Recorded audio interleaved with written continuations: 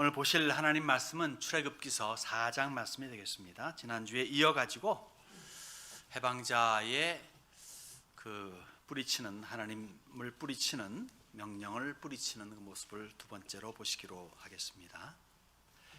인생의 황금기가 보통 어느 때입니까? 어린 시절은 아니겠죠. 늙은 시절도 아니겠죠. 아마도 청년, 중년 정도의 그런 나이가 아닌가 생각하는데, 그러한 때에 하나님의 영광을 위하여, 주의 빼어내신 백성들을 위하여 하는 캐치프레이즈를 걸고 그냥 가만히 살았으면 평생 호의호식하며 떵떵거리고 살았을 모세가 하나님을 위하여 칼을 뺐습니다. 아마도 일반적인 차원 같으면 하나님께서 엄지척하시면서 이야 너 대단하다 하셨을 만도 한데, 그만 그는 철저하게 실패하죠.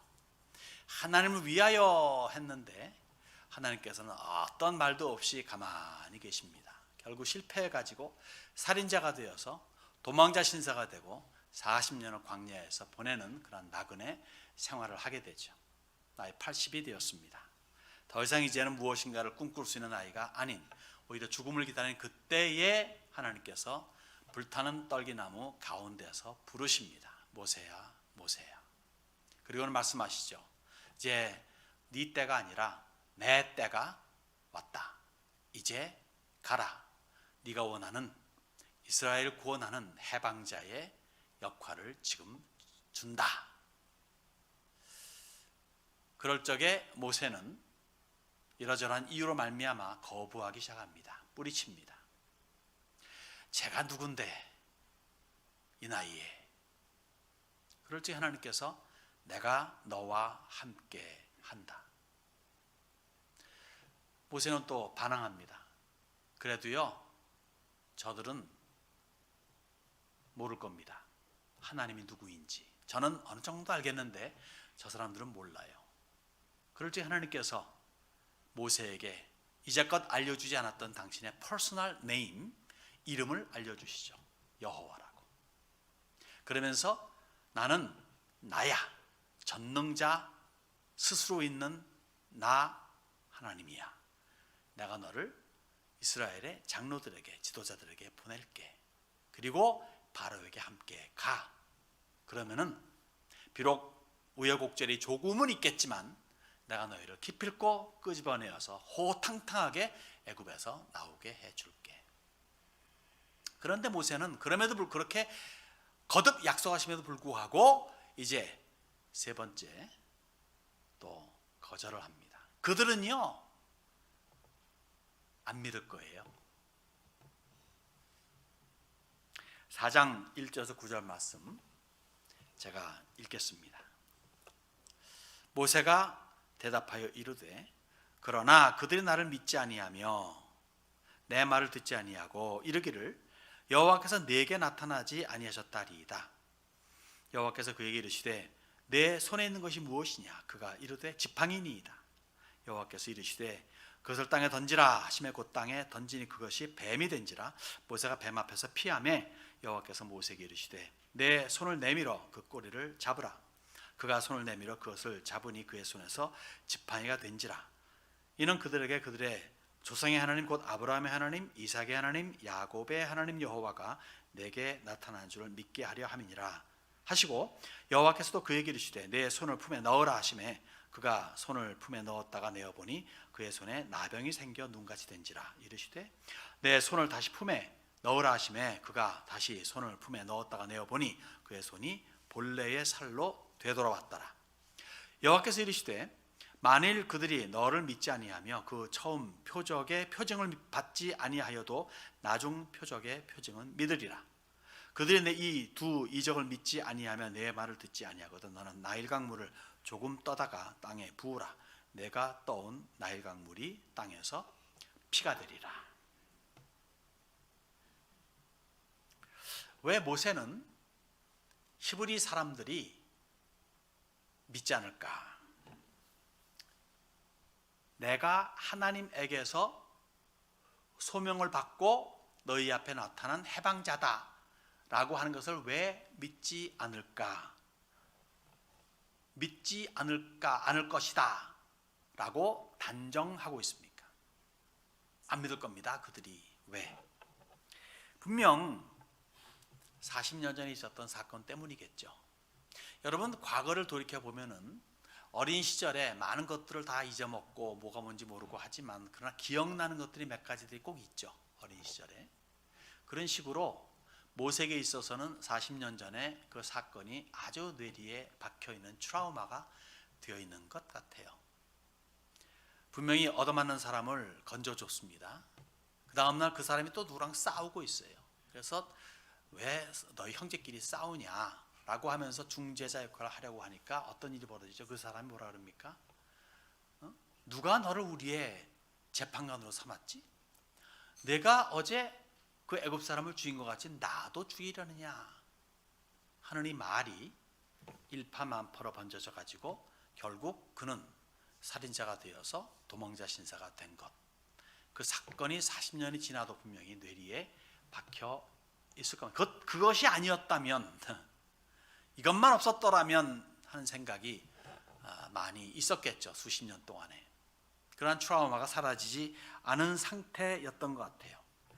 그들은요, 내 말을 듣지 않을 겁니다. 하나님께서 나를 보내셨다는 것을 믿지 않을 겁니다. 그리고 저는 사실 이런 사람들과 별로 상종하고 싶지 않네요. 나이도 늙었고요.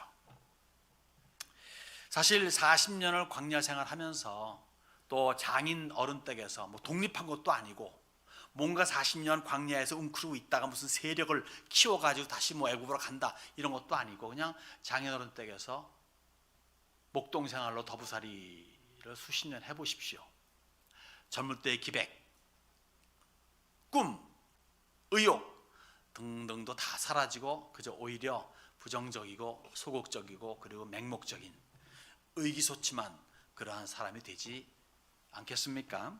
그런 사람이 되었다 생각이 들어요. 그러한 모세에게 하나님께서는 세 가지의 표징을 주십니다. 하나는 지팡이 표징이죠. 모세가 들고 있던 지팡이는 특별한 지팡이가 아니에요. 그냥 보통 일반 목동들이 쓰는 지팡이입니다. 또 광야에서 이제 80대 노인네가 목동 일을 하고 있으니 가파른 오르막내리막 있는 그러한 곳에서 지팡이는 또한 자기 몸을 이렇게 지탱하는 필수적인 제품이기도 필수적인 것이기도 하겠죠. 그러게 그런 지팡이를 하나님께서 뭐라 그러죠? 내 던져라라고 말합니다. 네가 들고 있는 지팡이 땅에 던져라고 말하는 거예요. 물론 뭐 평범하게 읽고 지나갈 수는 있겠습니다만은 사실 인생에 있어서 그리고 직업상에 있어서 중요한 것을 내던지라 하는 것은 그렇게 가벼운 일은 아닌 것 같아요. 그래서 여기서 배울 수 있는 교훈이 있다면 이겁니다. 하나님의 능력을 체험하기를 원하면 나의 능력을 내어 던지라 라는 거죠. 이것을 조금 좀 크게 비약을 시키면요, 영생을 위해서 인생을 내어 던질 수 있겠느냐 이거예요. 얼마나 귀한 인생인데. 그런데 영생과 비교하면은 조족지혈이죠. 세 발의 피입니다. 인생이라고 하는 것. 얼마나 잘 살아야 그저 뭐 100년을 넘기기 힘들지 않습니까? 특히 건강하게 산다는 건 더욱더 힘들지 않습니까? 근데 그것과 영생을 비교하면은 사실 아무것도 아니죠. 사즉생 생즉사라고 옛적에 이순신 장군이 말한 것은 예수님께서 하신 말씀을 어떻게 했으니 배웠다 싶은 생각이 들고, 또 그런 말들은 사실 뭐 또 아주 역설적인 말들은 항상 어느 사회에서나 나름대로 존재하고 있긴 하는데, 인생을 포기할 수 있을 때 영생이 얻어질 수 있다. 이것보다 더 좋은 딜이 어디 있겠습니까? 몇십 년을 포기하고 영원한 삶을 얻는다. 이것보다 더 좋은 딜은 없죠. 하나님께서 모세에게 그렇게 말씀하시는, 지팡이 던져봐. 너의 목동 삶에서 필요한 건데 영생에 있어서는 아무것도 아니지. 한번 던져봐. 던집니다. 뱀이 되죠. 이제 뭘 말합니까? 모세는 피합니다. 하나님께서 저 뱀의 꼬리를 잡아봐 그럽니다. 자, 뱀 잡을 적에 여러분 어떻게 하시겠습니까? 뱀이 앞에 있다. 어떻게 하시겠어요? 다 도망가죠. 물론 안 도망가고 이것과 싸워야 된다면 어디를 잡아야 되겠습니까? 머리를 잡아야죠. 딱 비틀어가지고. 그런데 꼬리를 잡으려고 합니다. 무슨 말입니까? 순종이 제사보다 낫다는 거예요. 사람의 논리 정연한 제사가 있는데, 즉 뱀을 잡으려면 먼저 머리를 휘어잡아야 된다는 논리가 맞는데 꼬리를 잡으라고 하는 그런 명령에 순종한다는 거. 여기에서 우리는 나의 논리, 나의 어떤 사고방식 그 위를 넘어서는 말씀에 대한 순종이 먼저구나 하는 것을 배울 수가 있어야 되겠다는 거죠. 그래서 모세는 순종했습니다. 순종하니까 어떻게 됩니까? 뱀이 내 꼬리 잡았어 하고서는 확 물어버리는 게 아니라 그냥 지팡이로 변합니다. 그 지팡이는 아주 모세에게 있어서는 유용한 지팡이죠. 게다가 후에 이 지팡이는 놀라운 기적을 베푸는 능력의 지팡이가 됩니다. 지팡이 표징을 보여주시죠. 그 다음에는 뭡니까? 나병 표징을 주십니다. 내 손을 품에 넣어봐. 넣습니다. 빼니까 손이 나병이 들어가지고 아주 하얀 눈이 덮인 것처럼 되었다라고 말합니다. 무슨 말입니까? 나병에 아주 절정에 이르렀다는 거예요. 그 다음 뭘 말하죠? 다시 넣어봐 손을. 넣었습니다. 빼봐 손을. 뺐습니다. 정상으로 다시 돌아왔습니다. 뭘 말하는 거죠? 나병이야말로 저주의 상징이에요. 하나님에게서 저주받았다 하는 것들 중에 아마도 최악의 것은 그 당시 나병입니다. 불치병이라 말할 수 있는 무서운 병이죠. 하나님께서는 이 나병을 주물럭 대실 수 있는 분이라는 거예요. 다시 말해 나병을 줄 수도 있고 그리고 빼낼 수도 있는 분이 하나님이라는 겁니다. 다시 말해 하나님은 저주의 주인공이라는 거예요. 사실 저주 무섭잖아요. 두렵잖아요. 하나님은 매우 무시무시한 하나님이라는 거죠. 그러하신 하나님께서 말씀을 하십니다. 내 백성이 뱀의 표징을 믿지 않을 수는 있어도 나병의 표징은 믿을 것이다. 애굽의 술사들도 지팡이 던져서 뱀을 만들 수는 있다. 그러나 이들은 나병을 어찌할 수는 없다. 이것은 클래스가 다른, 차원이 다른 기적이다. 나 하나님은 차원이 다른 하나님이야 라는 표시죠. 과연 하나님께서는 처음부터 애굽을 다루실 때 정신 못 차리게 맹공을 퍼부으신 하나님은 아닙니다. 애굽의 술사들도 할 수 있을 만한 차원에서 기적을 베푸세요. 내 백성을 보내라 하면서 지팡이를 뱀이 되게 하죠. 그러자 애굽의 술사들도 지팡이를 뱀이 되게 합니다.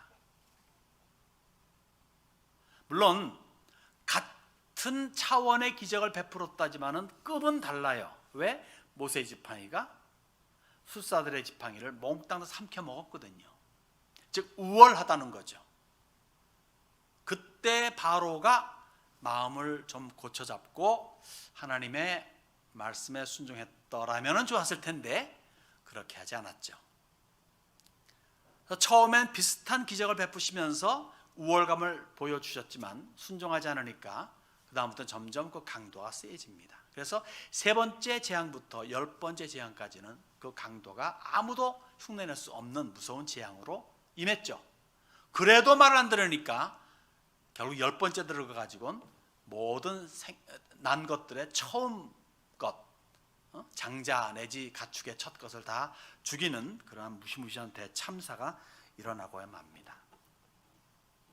참고 참으신 하나님의 인내를 우리는 10가지 재앙을 통해서 볼 수 있어야 돼요. 어우, 이렇게 밤낮 재앙을 베푸셔? 참 하나님이 선하신 하나님이 아니잖아, 인자하신 하나님이 아니잖아 라고 보는 것이 아니라 그 전체의 그림을 볼 수가 있어야 됩니다. 여러분, 오늘도 그래요. 인류에게, 우리 크리스천들에게도 포함되죠. 인류에게 임하는 재앙도 있습니다. 일반적으로 가볍게 시작해요. 깨달음이 임할 때까지 점차 그 강도를 높여가십니다. 왜 그렇게 하시는 줄 아세요? 아까도 표현했지만은 하나님은 인자하신 하나님이기 때문에 그래요. 심판을 베푸시는 것보다는 구원을 베푸시기를 더 원하시는 하나님이세요. 재앙으로 말미암아 고통당하는 것을 즐겨하시는 하나님이 아니라 그 재앙을 준 이유가 있고 그 재앙을 통해서 빨리 깨달음이 있어가지고 나 여호와 하나님께 돌아오라 하시는 그런 하나님의 자비하심이 있는 거죠. 나 깨닫지 못하니까 좀 더 큰 차원의 그러한 어려움을 허락하시는 겁니다. 그래서 우리는 알아야 될 것은 하나님은 심판이 아닌 구원을 더 원하신다는 것, 하나님께서는 더 인내로 참고 기다리신다는 것을 알아야 되죠.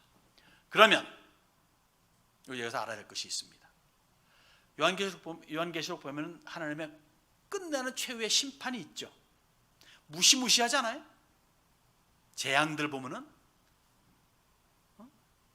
일곱 인이라든가 일곱 나팔이라든가 일곱 대접의 재앙 같은 건 정말 끔찍하지 않아요? 막 인류의 4분의 1이 죽고 죽고 넘어가는 게 너무 많고, 말이 인류의 4분의 1이죠. 지금 70억 80억 인구의 4분의 1이면 어떻게 되겠습니까? 한순간에 그냥 20억이 막 살아 죽는 거예요. 무시무시한 사건입니다.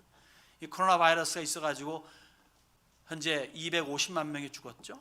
미국만 해도 50만 명이 넘게 죽었죠. 이거는 유구 아닙니다. 그렇게 무시무시한 재앙이 임합니다. 다시 말해 하나님께서 참고 참으시다가 결국 안 돼가지고 이제는 심판하신다 할 때 그 심판의 무서움을 알아야 된다는 얘기죠.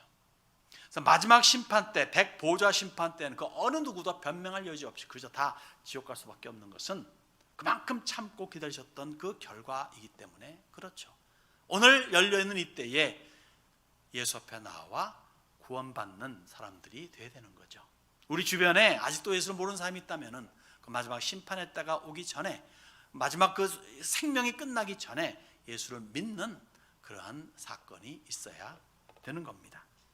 왜냐하면 하나님이 심판하실 때는 그 무서움은 가히 상상할 수가 없기 때문에 그렇습니다. 그러면서 주님께서는 모세에게 세 번째 표징을 주십니다. 표징입니다. 사실 이 지팡이 표징이라든가 또 이 나병의 표징만 해도 충분한데 한 가지를 더 덧붙이세요. 그래서 모세의 마음에 확신을 심어줍니다. 뭡니까? 나일 강물을 피로 만드는 거죠. 여러분, 물도 물 나름이에요. 여러분, 인도의 힌두교도들에게 있어가지고 겐지스 강은 우리가 보기에는 똥물이지만 그들에게는 아주 신성시 여겨지는 강물입니다. 그 강물을 함부로 하면 안 되는 거예요. 그런 식으로 애굽에게 있어서 나일 강물은 거의 신성시 되어 있습니다. 풍요와 번영을 가져다 준다 해가지고 신격화되어 있을 정도로 아주 중요한 그러한 물입니다. 나일강과 직접 관계된 신이 여럿이 있는데 많은 신들 가운데서 아주 큰 신들이 있어요. 즉 창조의 신이라 일컫는 크눔은 역시 나일강의 수호신이기도 합니다. 부활과 재활 내지는 재생의 신이라 말할 수 있는 오시리스도 역시 나일강물과 직결됩니다. 풍요와 번영을 준다고 하는, 번식을 준다고 하는 그런 하피 신도 역시 이 나일강물과 직접 관계가 되실 정도입니다. 그러니까 애굽인들에게 있어서는 이 나일 강물은 신앙이요, 젖줄이요, 생명줄이라 볼 수 있겠죠. 그런 나일 강물이 피로 변했다는 거예요. 즉 나일강의 신들이 심판을 받는 것이라는 것도 있겠지만, 이 피로 변했다는 것은 뭘 말하죠? 생명을 주는 것이 죽음을 주는 것으로 바뀌었다는 거예요. 다시 말해 갑과 을의 관계가 완전히 뒤바뀌어졌다는 것을 말하는 거죠. 이스라엘에게 있어서는 아주 희소식일 수밖에 없습니다. 애굽에게 있어서는 비극 중에 비극이지만, 지금 세상이 많이 혼란스럽습니다. 뭐 팬데믹뿐만이 아니라 세계 정세가 돌아가는 거 보면 참 답답하기도 합니다. 이 죄라고 하는 것, 이 악이라고 하는 것이 멈춤 없이 폭풍 질주하는 것 같이 느껴져요. 여러분 지금 문화라든가 뭐 이런 등등 보세요. 한번 여러분이 즐기는 드라마라든가 영화라든가 뭐 그런 등등 한번 보세요. 특히 미국에서 나오는 것들을 보게 되면 참 끔찍한 게 많아요. 옛적에 무슨 뭐 Little House on the Prairie라든가 Father Knows Best라든가 뭐 이런 것까지는 예상하지 않는다 할지라도, 지금 보게 되면 무슨 좀비 영화라든가 뭐 우주 공상 과학도 무슨 뭐 스타 트랙 같이 뭐 이렇게 그런 것이 아니라 지구는 멸망한다. 고로 2082년에 뭐 화성에 칼로니를 세우는 거기에서 뭐 유일한 인류였죠. 이런 이야기들이 계속 영화로 나오고 있습니다. 이런 거 보면요, 미래가 생각하기가 끔찍해요. 그 끝이 어떻게 될까 두렵습니다. 어제인가 그저께 들은 이야기에서는 지구의 이 환경 10개월 안으로 뭔가 없으면 큰일 난다 이렇게 말하는 분도 계시고, 지난주가 주초인가 읽었던 거는 이미 늦었다. 지구는 이제 망한다. 뭐 이런 글을 쓴 사람도 없잖아요. 있어요. 그런 식으로 지금 우리는 지금 이 시점에서 미래를 생각하면은 생각하기가 두려울 정도로 생각이 안 나요. 어떻게 될 것인가. 왜? 그 끝이 무서울 것 같기 때문에 그렇습니다. 지금 악이 갑질하는 그런 세상이 된 것 같은 느낌을 가져요.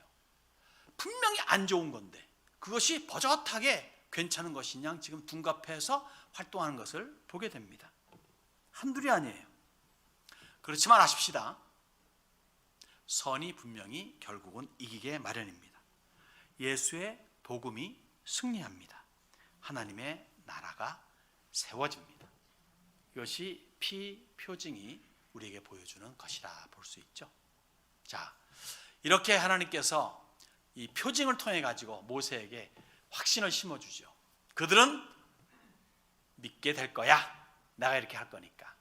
자, 그런 게 이제 모세로서는 이제 핑계 될 걸 다 핑계 댔는데, 그럼에도 불구하고 계속 주님께서 밀어붙이시니까 네 번째 이제 뿌리치는 변명하는 장면이 나오죠. 곧 저는 책임자가 아니에요. 참 이 말하면요 할 말 없습니다. 제가 이제 누구한테 할 수 있겠습니까? 저건 할 줄 몰라요. 할 말이 없잖아요. 여기 지금 모세가 그렇게 말하는 거예요. 저는 적합한 인물이 아닙니다. 10절에서 12절까지 읽겠습니다. 모세가 여호와께 아뢰되 오 주여, 나는 본래 말을 잘하지 못하는 자니이다. 주께서 주의 종에게 명령하신 후에도 역시 그러하니 나는 입이 뻣뻣하고 혀가 둔한 자니이다.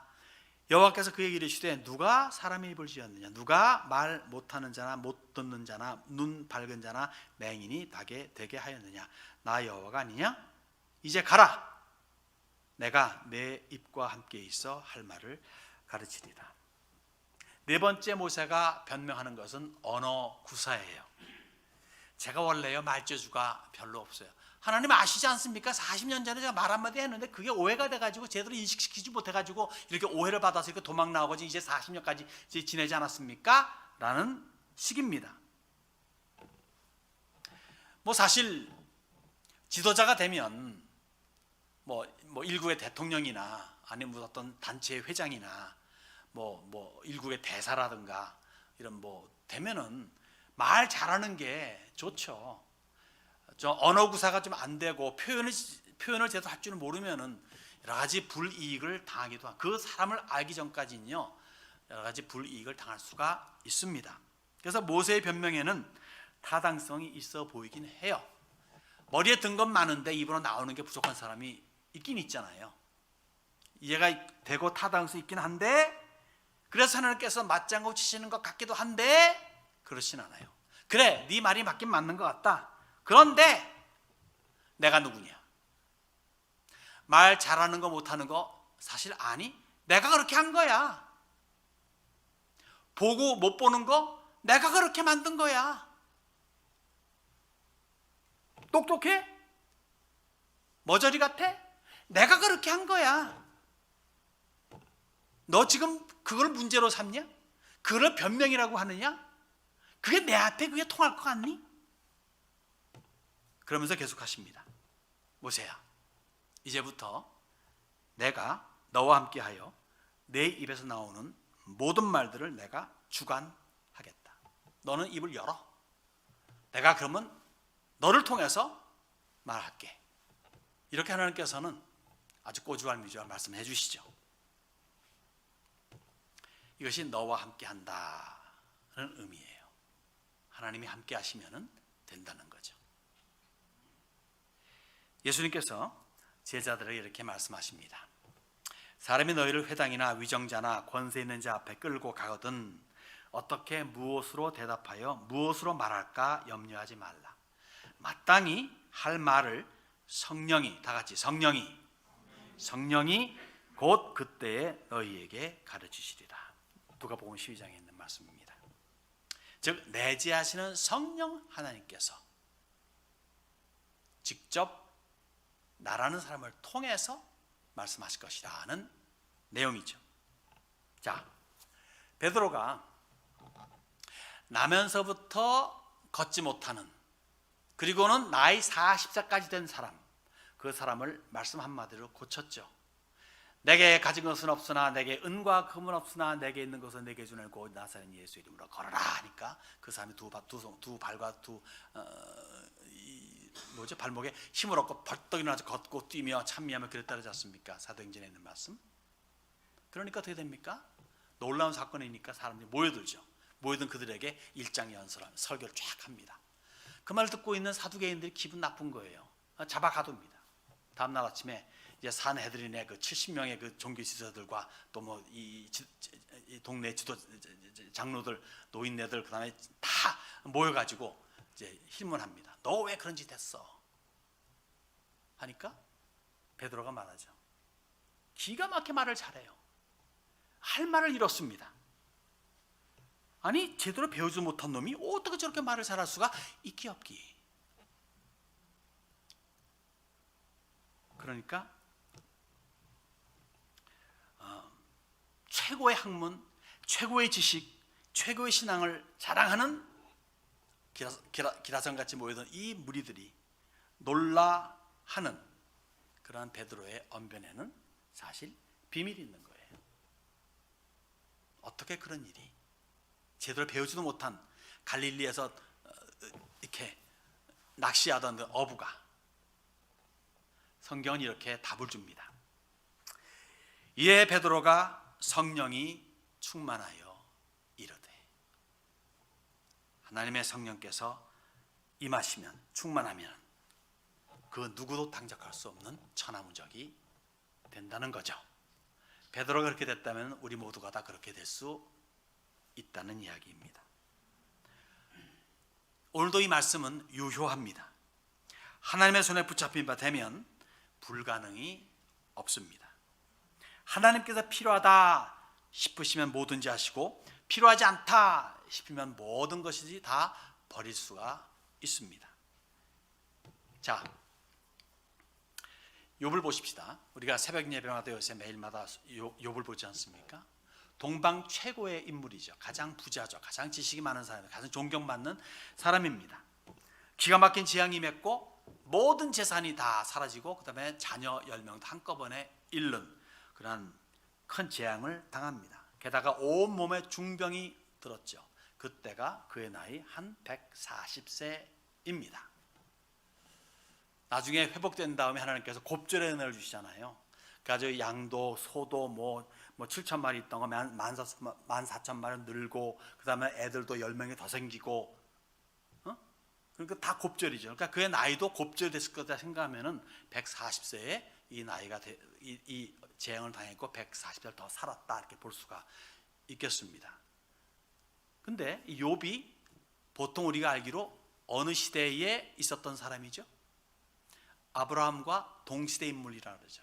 아브라함도 175세, 그 아들 이삭도 180세 살았으니까 뭐 200세 넘게 사는 것도 그리 어려운 일은 아닌 것 같아요.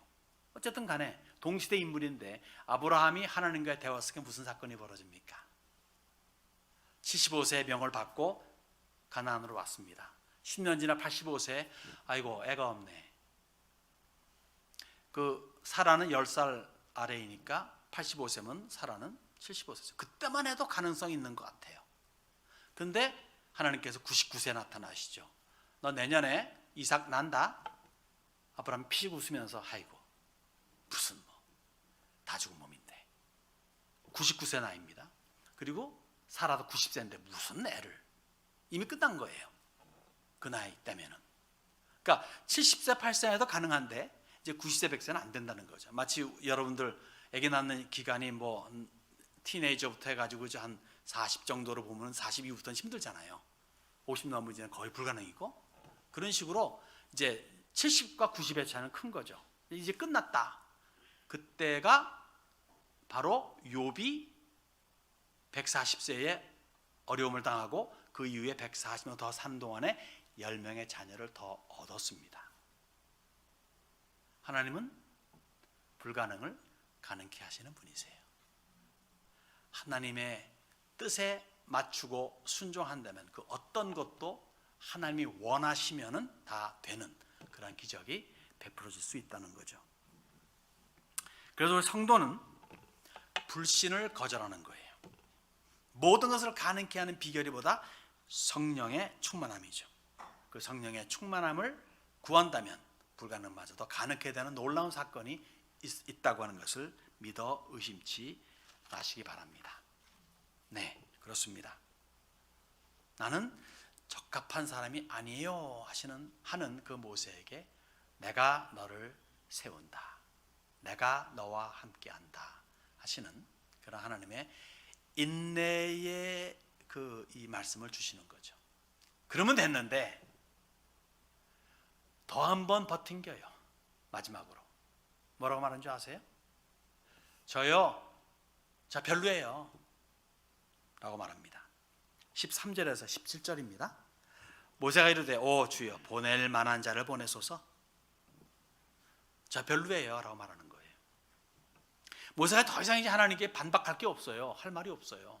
그러니까 이제는 그냥 싫어요 이런 건데 저 별로예요. 그냥 보낼 만한 사람 보내세요. 난 아니에요 라고 말하는 겁니다. 사실 이렇게 말하면 진짜 답이 없어요. 교회에서도 이렇게 저렇게 해서 이제 이 사람은 충분히 할 수 있는다고 하는데 계속 난 못해요, 난 안 해요, 난 자격이 없어요. 그러면 정말 할 말이 없더라고요. 지금 모세는 이렇게까지 버티는 겁니다. 14절에 여호와께서 모세를 향하여 노하여 이르시되 레위 사람 내 형 아론이 있지 아니하냐? 그가 말 잘하는 것을 내가 아노라. 그가 너를 만나러 나오나니 그가 너를 볼 때 그의 마음에 기쁨이 있을 것이라. 너는 그에게 말하고 그의 입에 할 말을 주라. 내가 내 입과 그의 입에 함께 있어서 너희들이 행할 일을 가르치리라. 그가 너를 대신하여 백성에게 말할 것이니 그는 내 입을 대신할 것이요 너는 그에게 하나님같이 되리라. 너는 이 지팡이를 손에 잡고 이것으로 이적을 행할지니라. 그렇게 철저하게 배려해 주심에도 불구하고 머뭇대면서 저는 별로예요 하는 모세에게 드디어 하나님께서는 화를 발하십니다. 내 이놈, 네가 지금 누구랑 이야기하는지 아니? 네가 지금 거부할 상황이냐? 네 주제 파악 좀 해라 이런 식이겠죠. 그렇지만은 그러면서도 하나님께서는 배려의 손을 멈추지 않습니다. 여러분 이게 이분이 바로 우리의 하나님이세요. 우리는 알게 모르게 계속 하나님께 그냥 모세보다 더 월스하게 그렇게 반응할 때가 많습니다. 그런데 하나님께서는 모세에게 역시 배려의 손을 베푸는 것처럼 역시 오늘 우리에게도 베푸시고 계시는 거죠. 그의 형 아론을 붙여주십니다. 내가 아론을 너에게 보내겠다. 그는 너의 입이 되어서 내 백성 앞에서 또 바로 앞에서 말을 하게 될 것이다. 그리고 너는 아론에게, 비록 그가 형이지만 아론의 눈에서 보는 너는 마치 하나님을 보는 것 같이 하게 해줄게. 그만큼 내가 너에게 권세를 줄게 하는 말씀이죠. 그리고 네가 쥐고 있는 그 지팡이는 일반적인 평범한 지팡이가 아니라 능력의 지팡이, 기적의 지팡이, 그리고 나 여호와 하나님의 지팡이가 될 것이다 라고 말씀해 줍니다. 우리가 모세를 보면서 나는 별로예요 하는 것을 보면서 우리가 배워야 될 게 한 가지 있어요. 겸손은 절대적으로 필요해요. 그런데 자기 비하는 아닙니다. 자기를 낮추는 것은 언제든지 요구되고 필요하고 평생 우리가 그래야 되겠지만 자기를 비하하는 것은 아니에요.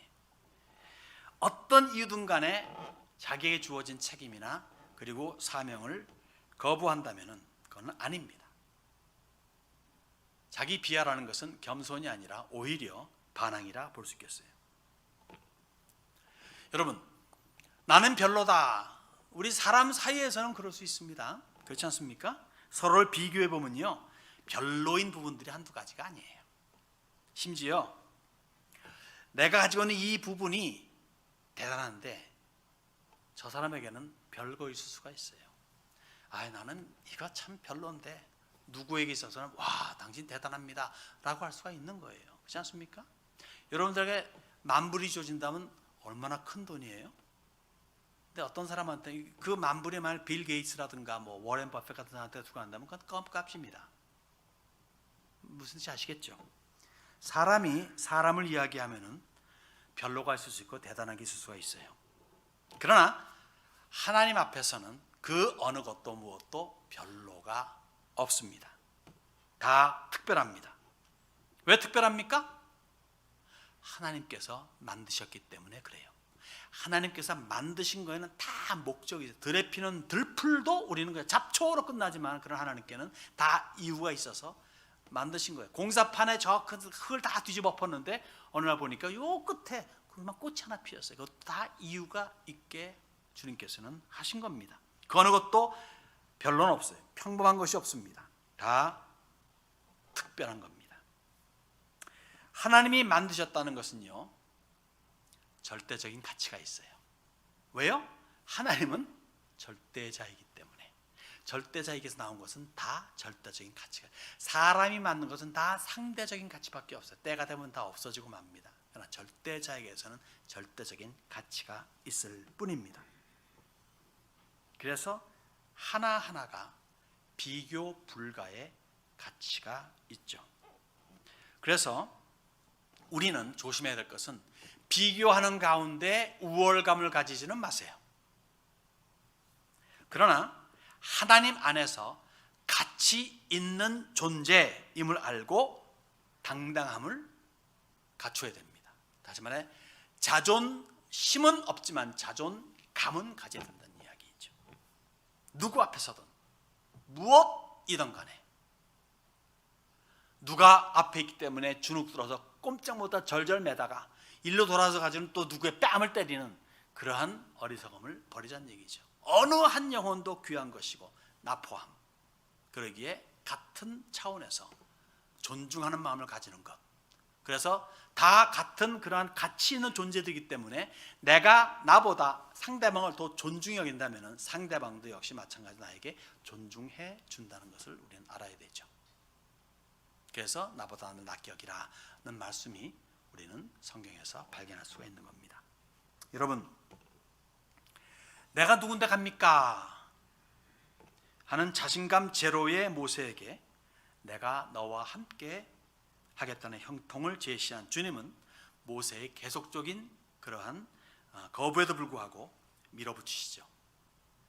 당신은 누구인데 내가 뭐라고 말해야 됩니까? 라고 하는 질문에 이제껏 누구에게도 알려주지 아니한, 지난주에 반복했던 것처럼 아브라함과 이삭과 야곱에게조차도 말하지 아니한 그 이름, 여호와라는 이름을 주십니다. 히브리인들요, 호락호락하지 않아요. 믿지 않을 겁니다 하는 부정적인 표현에 세 가지 표징을 주시죠. 지팡이 표징, 나병 표징, 그리고 피표징. 그래도 나는 자격이 안 됩니다. 별로입니다. 하며 꽁알대는 그러한 모세에게 아론을 붙여주시고 능력의 지팡이를 들려주십니다. 이렇듯 해방자의 직분을 뿌리치는 모세를 달래시고 구슬리시는 하나님, 그분에게서 우리는 무엇을 배울 수가 있을까요? 물론 그분의 인내, 그분의 긍휼, 자비하심, 은혜, 사랑 등등을 배울 수가 있죠. 또 사람의 부족함, 허물, 잘못 등등을 배울 수가 있죠. 한 가지 요 한마디 던지고 말씀을 마치기 원합니다. 하나님께서는 하고자 하시는 것은 꼭 하고야 마십니다. 하나님께서는 쓰고자 하시는 자는 꼭 쓰고야 맙니다. 하나님께서 하고자 쓰고자 우리들을 부르셨고 구원해 주셨습니다. 저 내 인생 잘 먹고 잘 살라고 오늘까지 목숨을 지탱시켜 주신 것은 아닙니다. 삶의 즐거움과 행복과 풍성함을 허락하시는 하나님, 풍성하신 하나님이세요. 그러나 그것이 나의 삶의 만족만을 위해서는 아님을 알아야 된다는 거죠. 절대 주권자이신 하나님께서 우리를 다루실 적에 우리는 어떻게 자세를 가져야 되겠습니까? 쓰임받기를 원합니다. 자기를 거부하는 게 아니라, 하나님을 밀어내는 게 아니라 하나님의 말씀에 순종하며 쓰임받기 원합니다 하는 순종의 자세를 가진 우리 세미안이 되어야 될 줄로 믿습니다.